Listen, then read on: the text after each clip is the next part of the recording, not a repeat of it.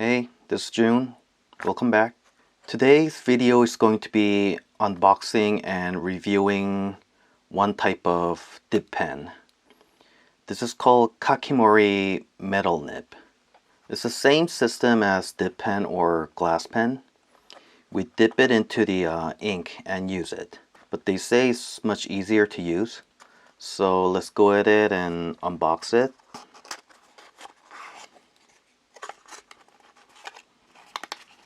They're brass and stainless steel nib to choose.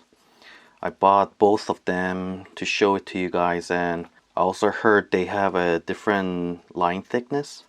This Kakimori metal nib, we can make a different line weight, but not with the pressure we put in with our fingers or hand, like dip pen. We can make a different line thickness by the angle of the nib while we use it. So there's like a slight difference. The maximum writing angle is 45 degrees. When removing the nib from the nib holder, gently pull while turning to avoid loosening the nib mount.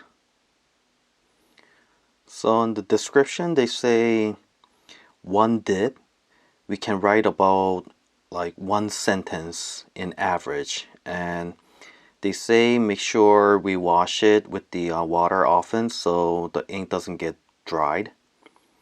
And if the ink happens to get dried, we have to like wash it, like rinse it with the soft toothbrush on the running water.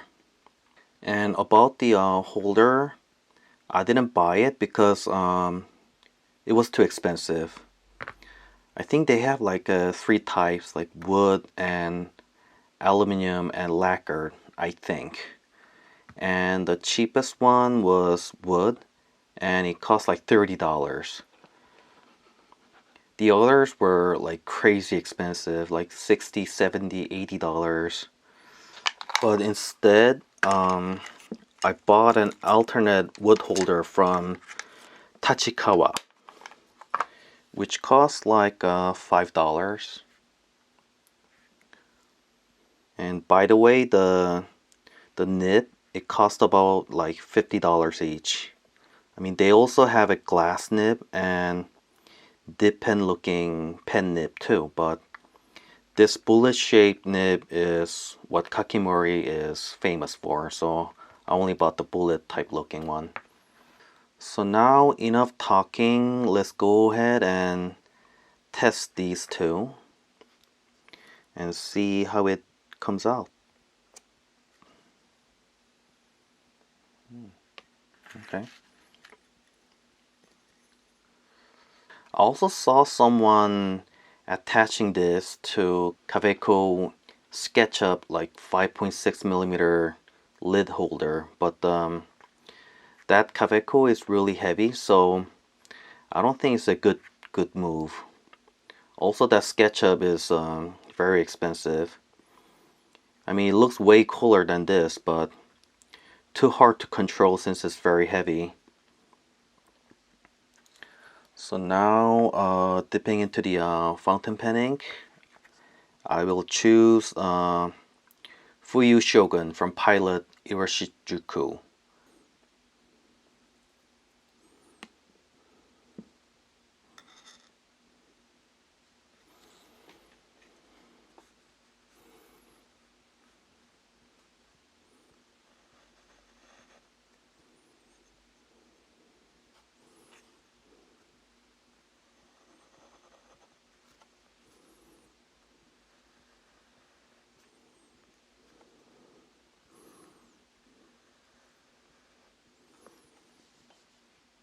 Okay, so this is the thickness when we hold it like a fountain pen.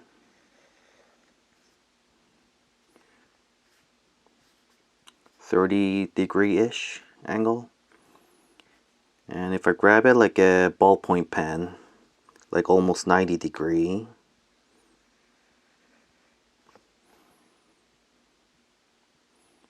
It's quite thin, I guess. If I do it like this, very thick. Okay, so it comes out also very thick and also very thin. This is Mont Blanc 146 EF.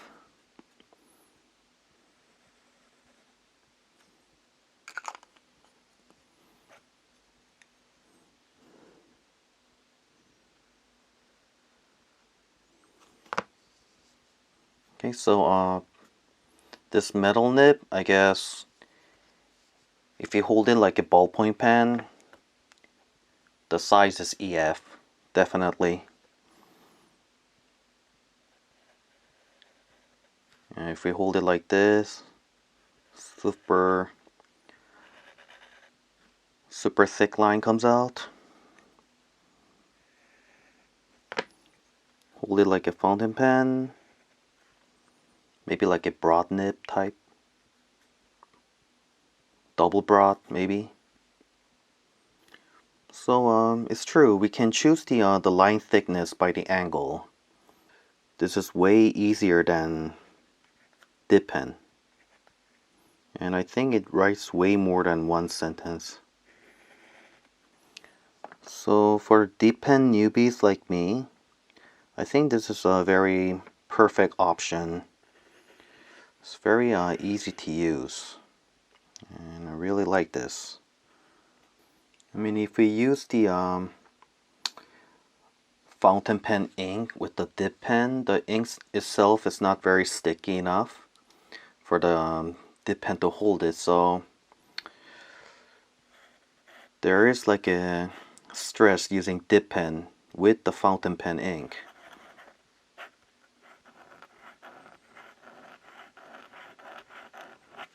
So later I bought this glass pen from the J. Herbin, but this glass material is just so fragile.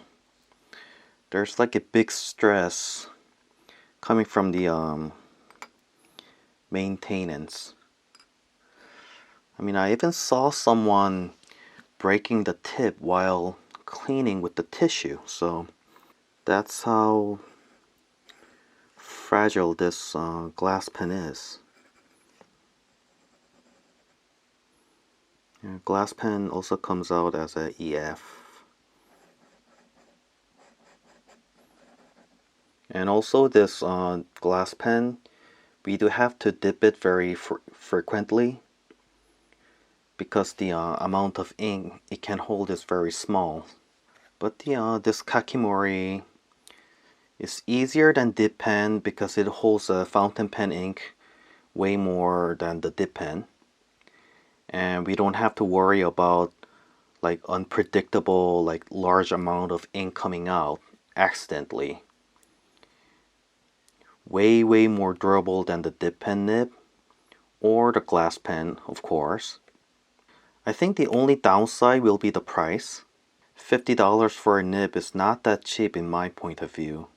But the performance is almost perfect. So let's see now how brass is different from the stainless steel. Okay, so let's take the steel nib out. And then now brass.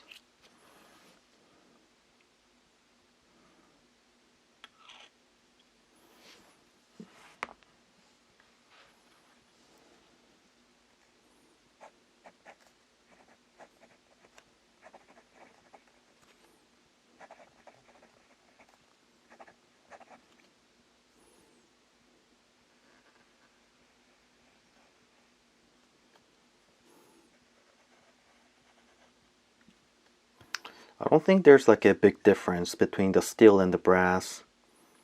I mean, brass also comes out very thin, like EF.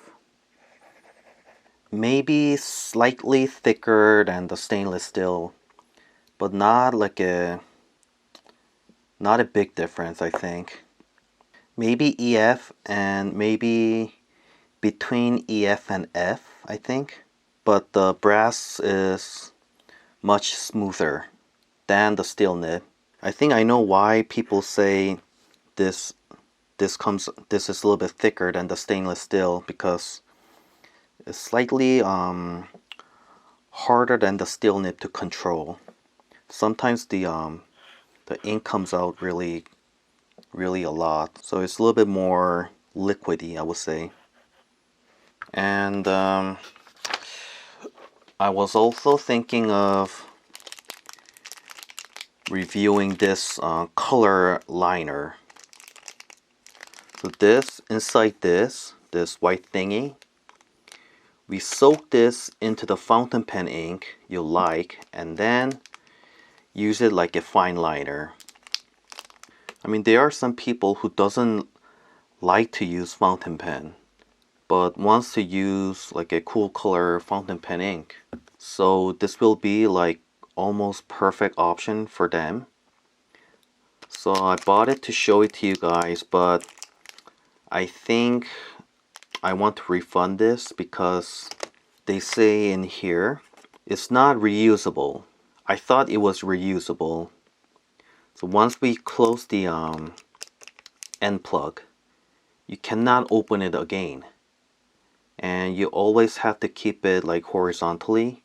You can't keep it like vertically like any other pen you have. So I don't think I would buy this if I knew in advance that this is not reusable. And this costs like $5, which I think is a ripoff. So I think I'll just refund this. Okay, so thanks for watching. I hope this video will be helpful and informative to dippen newbies, and I'll see you guys in the next video. Thanks for watching. Bye bye.